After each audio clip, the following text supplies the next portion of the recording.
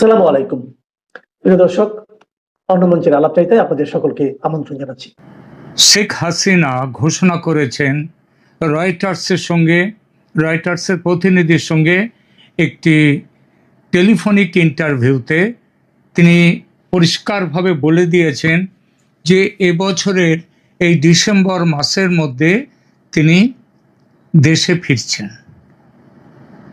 আজকের আলোচনার বিষয় যে তার এই ঘোষণা এটা হিসাব কষার ঝুঁকি নাকি সমঝোতার অঙ্ক, নাকি তিনি আবার তার ঘোষণা থেকে পিছিয়ে যাবেন, এই বিষয়টা নিয়ে এখন আমরা আলোচনা করব। দেখুন, ফাঁসির দড়ি তার মাথার উপর ঝুলছে। মৃত্যুদণ্ডের রায় আদালতে ঘোষিত হয়ে গেছে গত নভেম্বরে।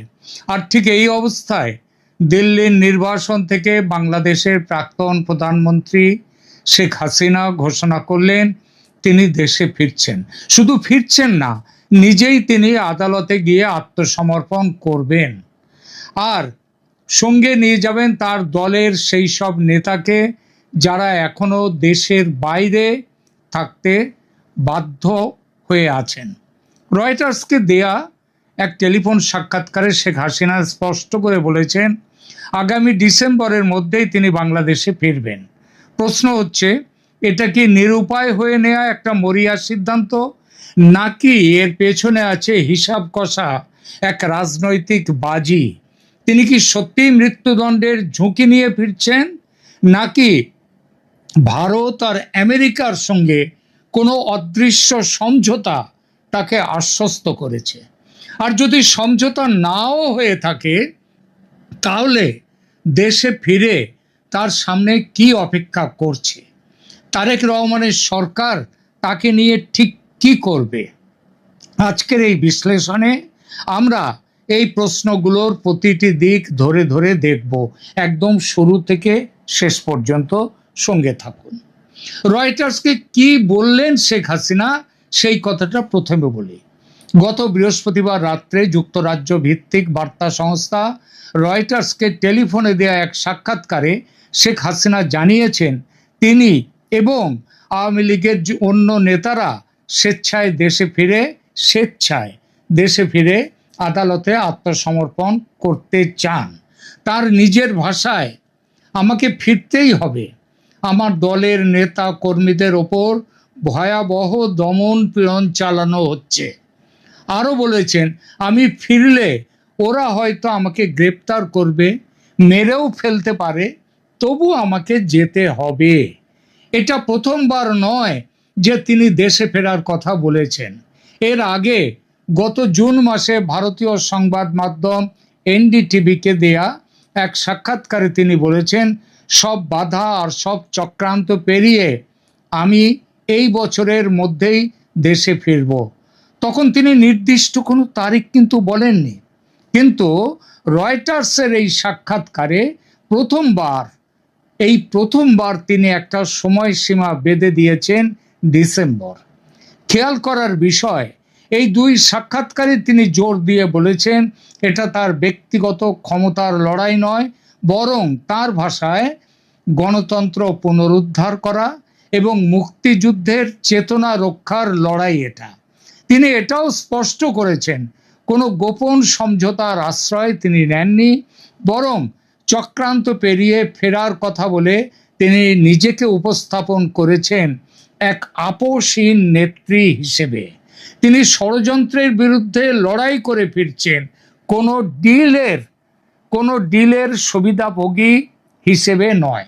এখন প্রশ্ন হলো, এই ঘোষণার পেছনের বাস্তবতাটা কি? এটা কি সত্যিই হিসাব কষা ঝুঁকি? প্রথমেই দেখে নেওয়া যাক শেখ হাসিনার সামনে বর্তমানে বাংলাদেশে ঠিক কি পরিস্থিতি অপেক্ষা করে আছে। গত বছরের নভেম্বরে বাংলাদেশের আন্তর্জাতিক অপরাধ ট্রাইব্যুনাল তাকে মানবতা বিরোধী অপরাধের দায়ে মৃত্যুদণ্ড দিয়েছেন।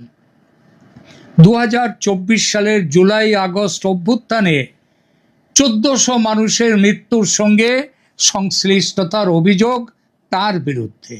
এই 1400 মানুষের মৃত্যু নিয়ে এটা যে কথার কথা এবং এর পেছনে যে বাস্তবিক কোনো সংখ্যার সাথে তার কোনো মিল নেই, সেটা তার উকিল লন্ডনের ডাউটি স্ট্রিটের তিনি তাদের সংস্থার পক্ষ থেকে বলে দেওয়া হয়েছে চিঠি দিয়ে রাষ্ট্রসংঘকে, যে রাষ্ট্রসংঘ এই হিসাবটা দিয়েছিল তাদের রিপোর্টে, এবং সেই রিপোর্টের ভিত্তিতে অন্ধের মতো তাকে মৃত্যুদণ্ড দেওয়া হয়েছে 1400 মানুষের মৃত্যু ঘটানোর অভিযোগে। এছাড়া একটি ভূমি বরাদ্দ দুর্নীতির মামলায়ও তাকে 21 বছরের কারাদণ্ড দেয়া হয়েছে। তার দল আওয়ামী লীগ বাংলাদেশে রাজনৈতিকভাবে নিষিদ্ধ, আর ফেব্রুয়ারি মাসে অনুষ্ঠিত নির্বাচনে আওয়ামী লীগ অংশ নিতেই পারেনি, তাকে নিতে দেয়া হয়নি। সেই নির্বাচনে বিএনপি 2/3 বেশি আসনে বিশাল জয় পেয়েছে এবং তারেক রহমান প্রধানমন্ত্রী হয়েছে। এই প্রেক্ষাপটে দেশে ফেরার মানে হলো সরাসরি ফাঁসির মঞ্চে হেঁটে যাওয়া। বিশেষ করে নাহিদ ইসলাম মানে এনসিপির নেতৃত্ব, তারা এই কথা একদম ঘোষণা করে বলছে। অল্প বয়স তো, তাদের ছটফটানিটা বেশি। আর জামাতে ইসলামী তারা এইটাই চায়, তাদের যে যুদ্ধবিরোধী যে ভূমিকা ছিল, যুদ্ধ অপরাধীর ভূমিকায় তাদের কয়েকজনের মৃত্যুদণ্ড হয়েছে, সুতরাং তারা হাসিনাকে ফাঁসির দড়িতে ঝুলিয়ে সেই মৃত্যুদণ্ডের প্রতিশোধ নেবে, এটাই হচ্ছে তাদের উদ্দেশ্য। তাহলে কেন শেখ হাসিনা এই ঘোষণাটা করলেন? এখানে কয়েকটা সম্ভাব্য ব্যাখ্যা আছে। প্রথমত, দলকে বাঁচিয়ে রাখার তাগিদ, আওয়ামী লীগ নিষিদ্ধ, নেতৃত্ব ছত্রভঙ্গ, তরুণ কর্মীরা হতাশ, দেশের মধ্যে কর্মীরা সরকারি দমন পীড়নের মুখোমুখি। এই অবস্থায় নেত্রীর আত্মত্যাগের এই ঘোষণা নাটকীয় তো বটেই, তবে দলের ভেতরে মোরাল বুস্টার হিসেবে যে কাজ করবে সেটা কিন্তু পরিষ্কার হয়ে উঠেছে। এটা এক ধরনের মার্টিয়ার ন্যারেটিভ বা শহীদ সুলভ ভাবমূর্তি তৈরির চেষ্টা, এবং সেই চেষ্টা দেখে ভয় পেয়ে গেছে কিন্তু বাংলাদেশের সমস্ত রাজনৈতিক দলগুলো, যারা এখন করে কমে খাচ্ছে। শেখ হাসিনার এই যে সিদ্ধান্ত ভবিষ্যতে দলের রাজনৈতিক পুনর্বাসনের পথ একদম পরিষ্কার করে দেবে, প্রস্তুত করবে, এটা সবাই বলছে, তার বিরোধীরাও। দ্বিতীয়ত, তিনি নিজেই বলছেন তার দলীয় নেতাকর্মীদের ওপর দমন পীড়নের কথা। এই বক্তব্যের মধ্য দিয়ে তিনি আন্তর্জাতিক মানবাধিকার সংগঠনগুলোর দৃষ্টিও আকর্ষণ করলেন এবং পশ্চিমা সংবাদ মাধ্যমের দৃষ্টি আকর্ষণ করার চেষ্টাও করেছেন, যারা 2024-এ তার বিরুদ্ধে একটা ষড়যন্ত্রমূলক অভ্যুত্থান ঘটিয়ে তার পতন ঘটিয়েছিল। এর ফলে বাংলাদেশ সরকারের ওপর একটা মানবাধিকার চাপ শেখ হাসিনা তৈরি করে দিলেন তার ফেরার ঘোষণার মধ্য দিয়ে। তৃতীয়ত, এবং এটা সবচেয়ে গুরুত্বপূর্ণ, এর আগেও তিনি একবার একটা প্রত্যাবর্তনের তারিখ নিয়ে আভাস দিয়েছিলেন, কিন্তু তিনি পরে সেই তারিখে যাননি। তাই ডিসেম্বরের এই ঘোষণাকেও কোনো বিশ্লেষক বাস্তব পরিকল্পনার বদলে রাজনৈতিক কৌশল বলে দেখছেন, দলকে সক্রিয় রাখার একটা উপায় হিসেবে দেখছেন, যার বাস্তবায়ন সময়ের সঙ্গে পিছিয়ে যেতেও পারে এমন সম্ভাবনার কথা তারা বলছেন। তাহলে কি এটা পুরোপুরি আর একটা পিছিয়ে যাওয়ার প্রতিশ্রুতি হবে? আগের মতো হতে পারে, কিন্তু তার সম্ভাবনা এবার খুবই কম। কারণ এই প্রথম তিনি নির্দিষ্ট মাসের কথা বলেছেন, শুধু বছরের কথা নয়, আর এটাই তৈরি করেছে একটা বড় প্রশ্ন। এবং সব হিসাব মিলিয়ে এবার দেখা যাচ্ছে যে তাকে ফিরতেই হবে এবং তিনি ফিরবেন। এই ফেরাটা কি কোনো পরাশক্তির সঙ্গে সমঝোতা করে? সেই জটিল প্রশ্নটিতে এবার আসি। শেখ হাসিনা কি ভারত বা আমেরিকার সঙ্গে কোনো সমঝোতায় পৌঁছেছেন? প্রথমেই বলে রাখি, প্রকাশ্যে এমন কোনো সমঝোতার কোনো প্রমাণ নেই। তার কথা হয়ে থাকতে পারে ফর্মালি কোনো কথা হয়েছে, সেটা কোনো পক্ষ থেকে আনুষ্ঠানিক কথা হয়েছে এমন প্রমাণ নেই, কেউ বলেনি। শেখ হাসিনা নিজে বারবার এই ধরনের ইঙ্গিত অস্বীকার করেছেন। এনডিটিভি দেয়া সাক্ষাৎকারে, মানে জুন মাসে যে সাক্ষাৎকার দিয়েছিলেন, সেখানে তিনি স্পষ্ট করে বলেছেন তিনি কোনো গোপন ডিল করেন না, গোপন ডিল তিনি প্রত্যাখ্যান করেন, এবং তিনি ন্যায় বিচার ও আওয়ামী লীগের ওপর নিষেধাজ্ঞা প্রত্যাহারের দাবি জানিয়েছেন। অর্থাৎ প্রকাশ্য বয়ানে তিনি নিজেকে কোনো সমঝোতার সুবিধাভোগী হিসেবে নয়, বরং ষড়যন্ত্রের শিকার হিসেবে তুলে ধরেছেন এবং ধরছেন। কিন্তু রাজনীতিতে প্রকাশ্য বয়ান আর প্রকৃত হিসাব সবসময় একরকম হয় না। তাই এবার দেখা যাক, যদি কোনো নিঃশব্দ সমঝোতা থেকেও থাকে, তার সম্ভাব্য রূপ কি হতে পারে এবং কেন এই তিন পক্ষের প্রত্যেকের জন্যই এমন একটা সমঝোতা লাভজনক হতে পারে। কোন কোন পক্ষ? তিনটে পক্ষের প্রথম পক্ষ ভারত। ভারতের দৃষ্টিকোণ থেকে দেখুন, শেখ হাসিনা গত 2 বছর ধরে দিল্লিতে আশ্রিত। এই আশ্রয় ভারতের জন্য একটা, অনেকে বলেন যে কূটনৈতিক বোঝা হয়ে দাঁড়িয়েছে। আদতে ভারত কিন্তু সেটা মনে করে না। ভারত, শেখ হাসিনা তো মাত্র 2 বছর এসছেন, দালাই লামার বহু বছর, কয়েক দশক ধরে ভারতে আছেন। ভারতে তিনি শুধু নন, বিরাট সংখ্যক তিব্বতীরা আছেন। ভারত বোঝা বলে তাদের মনে করে না। বাংলাদেশের সম্পর্কে টানাপোড়েনের প্রধান কারণ হিসেবে কেউ কেউ বলেন শেখ হাসিনার উপস্থিতি নাকি ভারত বাংলাদেশ সম্পর্ককে তিক্ত করেছে বর্তমানে। আদতে তা নয়। তারেক রহমান সরকার ক্ষমতায় আসার পর ভারত দ্রুত সম্পর্ক পুনর্গঠনের চেষ্টা করেছে। মোদি নিজে তারেক রহমানকে নির্বাচনী বিজয়ের জন্য অভিনন্দন জানিয়ে ভারতে যত দ্রুত সম্ভব সফর করার আমন্ত্রণ জানিয়েছেন। এছাড়া অনেকেই বলেন যে তারেক রহমানের 17 বছর পর লন্ডন থেকে চলে আসা বাংলাদেশে, তার পেছনেও ভারতের একটা বড় ভূমিকা আছে। কিন্তু ভারতের জন্য ভারতকে বারবার মোহাম্মদ ইউনূসের সরকার, তারেক রহমানের সরকার বারবার বলছে তাকে ফেরত দেওয়ার কথা, শেখ হাসিনাকে ভারত প্রত্যাবর্তনের দাবি জানাচ্ছে। ভারত তা মানেই নি। ভারত সরাসরি তাকে মৃত্যুদণ্ডের মুখে ঠেলে দিয়ে ফেলাটা ভারতের জন্য কূটনৈতিক ও রাজনৈতিক এই দুই ভাবমূর্তির প্রশ্নে অত্যন্ত ঝুঁকিপূর্ণ। কারণ 25 বছর ধরে ভারত আওয়ামী লীগ সম্পর্ক অত্যন্ত ঘনিষ্ঠ। তাই ভারতের আদর্শ ফলাফল, ভারতের আদর্শ কি, হাসিনা নিজে স্বেচ্ছায় যদি ফিরে যাওয়ার সিদ্ধান্ত নেন, তার দলের কথা বাংলাদেশের কথা ভেবে ভারত সেটাই মেনে নেবে। কিন্তু সে সিদ্ধান্ত নিতে হবে শেখ হাসিনাকে। ভারত নিজে প্রত্যর্পণ করবে না, সেটা মানবেই না। সুতরাং শেখ হাসিনা নিজের সিদ্ধান্ত নিয়ে যদি যেতে চান, ভারত আপত্তি করবে না। এবার আমেরিকার দৃষ্টিকোণ থেকে দেখুন, ওয়াশিংটনের আগ্রহ মূলত বাংলাদেশে একটা গণতান্ত্রিক স্থিতিশীলতা আর মানবাধিকার পরিস্থিতি নিয়ে। একজন মৃত্যুদণ্ডপ্রাপ্ত ব্যক্তির নাটকীয় মৃত্যুদণ্ড কার্যকর হলে সেটা আমেরিকার জন্য প্রবল অস্বস্তির কারণ হতে পারে।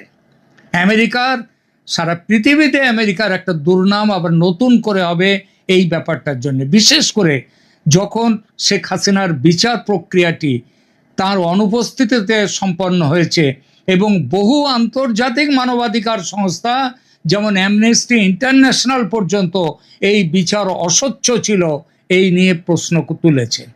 আর তারেক রহমান সরকারের দৃষ্টিকোণ থেকে দেখুন, হাসিনাকে ভারতে বসে থাকতে দেয়া মানে প্রতিদিন একটি রাজনৈতিক ক্ষত এবং বিরোধীদের আক্রমণের মুখোমুখি হওয়া।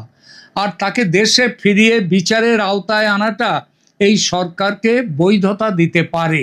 কিন্তু ভারতের কাছ থেকে জোর করে প্রত্যর্পণ আদায় করা কূটনৈতিকভাবে কঠিন। প্রায় 2 বছর ধরে বহু নোট, ভার্বাল আর ফর্মাল রিকোয়েস্ট পাঠিয়েও ভারত কোনো নির্দিষ্ট জবাব দেয়নি, শুধু বলেছে বিষয়টি পরীক্ষা করা হচ্ছে। এখন শেখ হাসিনা দেশে ফিরলে তারেক রহমান তাকে যে অভিযোগ, তার বিরুদ্ধে যে অভিযোগ উঠছে, সেই অভিযোগ কিন্তু তিনি অস্বীকার করতে পারবেন। এই তিন পক্ষের স্বার্থ যদি একটা বিন্দুতে মেলে, তাহলে সেই বিন্দুটা হয় যে হাসিনা স্বেচ্ছায় ফেরার ঘোষণা দিয়েছেন। এতে ভারতের ওপর থেকে প্রত্যর্পণের রাজনৈতিক চাপ কমে। বাংলাদেশ সরকারও আবার দাবি করতে পারে তারা ন্যায় বিচার প্রতিষ্ঠা করছে। আর শেখ হাসিনা নিজেকে উপস্থাপন করতে পারেন এক আপসহীন নেত্রী হিসেবে, যিনি স্বেচ্ছায় দেশে ফিরছেন। তিনি কিন্তু স্বেচ্ছায় ভারতে আসেননি চলে। 2024-এ বাংলাদেশের সেনার তত্ত্বাবধানে সেনা তাকে তার জীবন বাঁচাতে ভারতে পাঠিয়ে দিয়েছে। সুতরাং শেখ হাসিনা নিজের ইচ্ছায় আসেননি, কিন্তু নিজের ইচ্ছায় এখন দেশে ফিরছেন, বিচারের মুখোমুখি হচ্ছেন। এটা কোনো প্রমাণিত ষড়যন্ত্র তত্ত্ব নয়, কিন্তু সবার স্বার্থের এই কাকতালীয় মিল অগ্রাহ্য করার মতো নয়। তবে এখানে একটা বড় কিন্তু আছে। যদি এমন কোনো সমঝোতা সত্যিই হয়ে থাকে, তার মধ্যে সবচেয়ে গুরুত্বপূর্ণ শর্তটা হবে মৃত্যুদণ্ড কার্যকর না হওয়ার নিশ্চয়তা। আর এই ধরনের নিশ্চয়তা বাংলাদেশ সরকার প্রকাশ্যে দেয়নি, দিতে পারে না, সে অধিকারও তার এই মুহূর্তে নেই। বরং বিরোধী দল এনসিপির নেতা নাহিদ ইসলাম, জামাতে ইসলামী, তারা প্রকাশ্যে বলছেন হাসিনা ফিরলে ফাঁসির রায় কার্যকর করা উচিত। এই বাস্তবতাও সমঝোতা তত্ত্বকে দুর্বল করে দেয়। তাহলে সমঝোতা না থাকলে ঝুঁকি কতটা, সেটা এবার দেখা যাক। এবার ধরা যাক কোনো সমঝোতা হয়নি ভারতের সাথে, আমেরিকার সাথে, তাহলে দেশে ফিরলে শেখ হাসিনার সামনে ঠিক কী অপেক্ষা করবে? প্রথম বাস্তবতা, তিনি বিমান থেকে নামার সঙ্গে সঙ্গেই গ্রেপ্তার হবেনই। এটা কোনো অনুমান নয়, এটা আইনি বাস্তবতা। তার বিরুদ্ধে সক্রিয় গ্রেপ্তারি পরোয়ানা আছে, মৃত্যুদণ্ডের রায় আছে, এবং একটি পৃথক দুর্নীতি মামলায় 21 বছরের কারাদণ্ড আছে। দেশে পা রাখার মুহূর্তেই তিনি আইন প্রয়োগকারী সংস্থার হাতে চলে যাবেন, এটা নিশ্চিত। দ্বিতীয় বাস্তবতা, তার বিচার হয়েছে তার অনুপস্থিতিতে, অর্থাৎ ইন অ্যাবসেন্সিয়া। বাংলাদেশের আইনে এই ধরনের রায়ের ক্ষেত্রে সাধারণত আসামির শারীরিক উপস্থিতি হলে তারপর তিনি পুনর্বিচার বা আপিলে করতে পারেন। পুনর্বিচার এটা তার জন্য একটা, তাহলে শেখ হাসিনার জন্য দ্বিমুখী তলোয়ার এই ফিরে যাওয়াটা। একদিকে এটা তাকে আপিলের সুযোগ দেবে তার দণ্ড বিচার পুনর্বিচারের, আবার অন্যদিকে সেই আপিল প্রক্রিয়া তাকে দীর্ঘদিন কারাগারে রাখবে। আর প্রতিটি শুনানি হবে জাতীয় রাজনীতির কেন্দ্রবিন্দু। তৃতীয় বাস্তবতা, মৃত্যুদণ্ড কার্যকর হওয়ার আগে বাংলাদেশের বিচার ব্যবস্থায় সাধারণত আপিল বিভাগে আপিল, রিভিউ পিটিশন, রাষ্ট্রপতির কাছে প্রাণ ভিক্ষার আবেদন ইত্যাদি অনেকগুলো ধাপ থাকে। এই প্রক্রিয়া বছরের পর বছর সময় নিতে পারে। তাই ডিসেম্বরে ফেরা মানেই ডিসেম্বরে ফাঁসি, এমন সরলীকরণ আদৌ বাস্তবসম্মত নয়। বাস্তবে দীর্ঘ একটা আইনি লড়াই তার জন্য অপেক্ষা করছে, যেখানে আন্তর্জাতিক মানবাধিকার সংস্থাগুলো চাপ দেবে হাসিনের সুবিচারের জন্য। তার বয়সের কারণে মানবিক আবেদন আসবে এবং রাজনৈতিক পরিস্থিতি সবকিছুই একটা ভূমিকা রাখবে। চতুর্থ বাস্তবতা, তার ব্যক্তিগত সুরক্ষার প্রশ্ন। 2024 সালের অভ্যুত্থানে নিহতদের পরিবার এবং জুলাই আন্দোলনের নেতৃত্বে থাকা রাজনৈতিক শক্তি, তাদের যারা সেই মৃত্যুর অভিযোগ যাদের পরিবারের বিরুদ্ধে হয়েছে, এখন তো দেখা যাচ্ছে এই অনেক মৃত্যুই হয়েছে যারা পুলিশের গুলিতে নয়, হাসিনা সরকারের যে নিরাপত্তা বাহিনী তাদের গুলিতে নয়, মৃত্যু হয়েছে বরং উল্টো দিকে ষড়যন্ত্রকারীদের গুলিতে। সুতরাং তাকে যে আজকে বাংলাদেশে শেখ হাসিনা বিরোধী যে হাওয়া, যেটা 2024 জুলাইতে ছিল, তার পরবর্তী সময় ছিল, সে হাওয়া অনেকটাই চলে গেছে, কেটে গেছে। সুতরাং সমঝোতা না থাকলে ঝুঁকি বাস্তব, কিন্তু সেটা খুব বেশি নয়। মৃত্যুদণ্ড কার্যকর হওয়ার সম্ভাবনা এই মুহূর্তে শূন্য বলবো না, কিন্তু সেটা শূন্যের কাছাকাছি। সেটা তাৎক্ষণিক ঘটনার কোনো প্রশ্ন নয়, এটা একটা দীর্ঘ রাজনৈতিকভাবে উত্তপ্ত আইনি প্রক্রিয়ার মধ্য দিয়ে যাবে। ইতিহাস কি শেখায়? এই ধরনের ঝুঁকি নিয়ে দেশে ফেরা রাজনীতির ইতিহাসে নতুন কিছু নয়।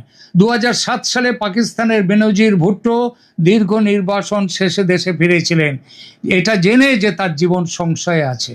ফেরার কয়েক সপ্তাহের মধ্যে তিনি আত্মঘাতী হামলায় নিহত হন নির্বাচনী প্রচারে গিয়ে।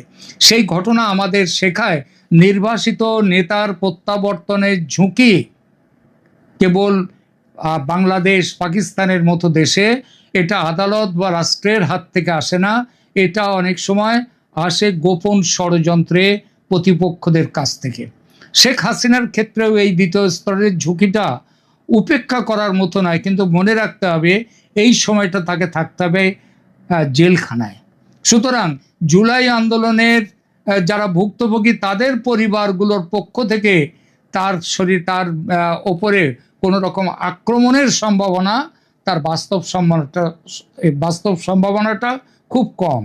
এরপরে যদিও বাংলাদেশে জেল হত্যার কথা একটা নতুন নয়, পুরনো, এবং এবারও জেলের ভেতরে অনেক হত্যা হয়েছে, কিন্তু শেখ হাসিনাকে হত্যা করার জেলখানার ভেতরে সেই ক্ষমতা বাংলাদেশের এই সরকারের কিংবা বর্তমান সরকারের বিরোধীদের কারোরই নেই। আর একটা তুলনা আছে, কিংবা সেনাবাহিনীর কারোরও নেই। আর একটা তুলনা আছে চিলির আউগুস্তো পিনোশেটের ক্ষেত্র থেকে। ক্ষমতা হারানোর পর তিনি বহু বছর আইনি লড়াই ও রাজনৈতিক দর কষাকষির মধ্য দিয়ে গিয়েছিলেন। চূড়ান্ত সাজা তার ক্ষেত্রে কখনো কার্যকর হয়নি, তাকেও মৃত্যুদণ্ড দেওয়া হয়েছিল। 78 বছর বয়সী শেখ হাসিনার ক্ষেত্রেও বয়স একটা ফ্যাক্টর হবেই, যদি দীর্ঘ আইনি প্রক্রিয়াও চলতে থাকবে। তারেক রহমান সরকার বড়জোর কি করতে পারে? এবার আসি সবচেয়ে গুরুত্বপূর্ণ প্রশ্নে, তারেক রহমান সরকার শেখ হাসিনাকে নিয়ে ঠিক কি করবে? তারেক রহমান সরকারের সামনে দুটো পরস্পর বিরোধী চাপ কাজ করবে। একদিকে জুলাই আন্দোলনের প্রত্যক্ষ শক্তি এনসিপি, জামাত, তারা চাইছে তাৎক্ষণিক ও কঠোর বিচার, ফাঁসির রায় দ্রুত কার্যকর করা, কিন্তু দেশের আইন সেটা পারমিট করে না। নাহিদ ইসলামের অনেক কথা বলতেই পারেন, সেটা সরকারের উপরে চাপ তৈরি করতে পারে, কিন্তু মনে রাখতে হবে শেখ হাসিনার প্রত্যাবর্তনকে ব্যবহার করে শেখ হাসিনা দ্রুত ন্যায় বিচার প্রতিষ্ঠার বার্তা দেবেন। তারেক রহমানের নিজের রাজনৈতিক হিসাব আলাদা হতেই পারে, তার সরকার এখন রাষ্ট্র পরিচালনার দায়িত্বে, নির্বাচনী প্রতিশ্রুতি বাস্তবায়নের চাপে আছেন, অর্থনৈতিক পুনর্গঠনের প্রশ্ন আছে দেশের, এবং ভারতের সঙ্গে সম্পর্ক পুনর্গঠনের প্রক্রিয়াও রয়েছে।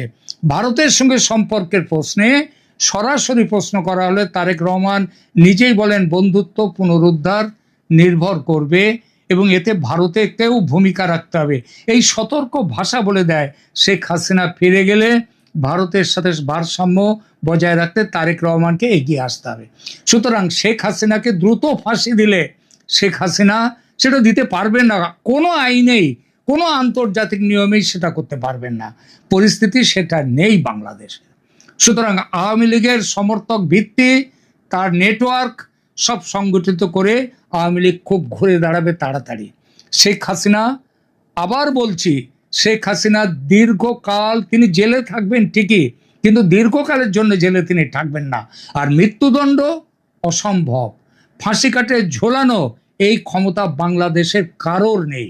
সবচেয়ে সম্ভাব্য পথ তাহলে কি? তারেক রহমান সরকার মধ্যবর্তী পথ বেছে নেবে। হাসিনাকে গ্রেপ্তার করে দ্রুত আদালতে হাজির করাবে, বিচার প্রক্রিয়াকে স্বচ্ছ আইনানুগ হিসেবে তুলে ধরার চেষ্টা হবে আন্তর্জাতিক মহলের সামনে, আন্তর্জাতিক চাপে। কিন্তু মৃত্যুদণ্ড দীর্ঘ আপিল প্রক্রিয়ার মধ্যে দিয়ে যাবে, কিছুই করতে পারবে না। সুতরাং সরকারকে অভ্যন্তরীণ চাপ সামলাবার এবং আন্তর্জাতিক ভাবমূর্তি রক্ষার দুই কাজে এগিয়ে যেতে হবে, এবং এর পরিণামটা কি হবে? খুব শিগগিরই আবার একটি নির্বাচন বাংলাদেশে আনতে হবে, 5 বছর পরে নয়, তার আগেই আরেকটি নির্বাচন আনতে হবে। কারণ শেখ হাসিনার পুনর্বিচার, সেই বিচারের রায় এবার কিন্তু অত্যন্ত দ্রুততার সঙ্গে দিতে হবে। যে দ্রুততার সঙ্গে তাকে মৃত্যুদণ্ড দেওয়া হয়েছে, সেই তার থেকেও বেশি দ্রুততার সঙ্গে পুনর্বিচার করে তাকে আবার জেল থেকে ছেড়ে দিতে হবে। এবং এই সময়ে কিন্তু শেখ হাসিনার দল আওয়ামী লীগ যেভাবে বাংলাদেশে আবার নিজেদেরকে প্রতিষ্ঠিত করবে, এটা সমস্ত রাজনৈতিক যারা বিচার রাজনৈতিক ব্যাপারে যাদের অভিজ্ঞতা আছে তারাই একটাই মত। সুতরাং শেষ পর্যন্ত দাঁড়ালো শেখ হাসিনা ডিসেম্বরের আগেই ফিরবেন, এটা অনিবার্য। তাকে জেলে যেতে হবে, এটাও অনিবার্য, কিন্তু তার পুনর্বিচারের আপিল হবে এবং সেই বিচার বিশ্বের জনগণের সামনে দাঁড়িয়ে সেই বিচার হবে। অর্থাৎ চুরি করে যেমনভাবে ওই ইন্টারন্যাশনাল ক্রাইম ট্রাইব্যুনাল যেভাবে তার বিচার করেছে সেই বিচার এবার চলবে না। সামনের দিন বাংলাদেশের মুক্তির দিন,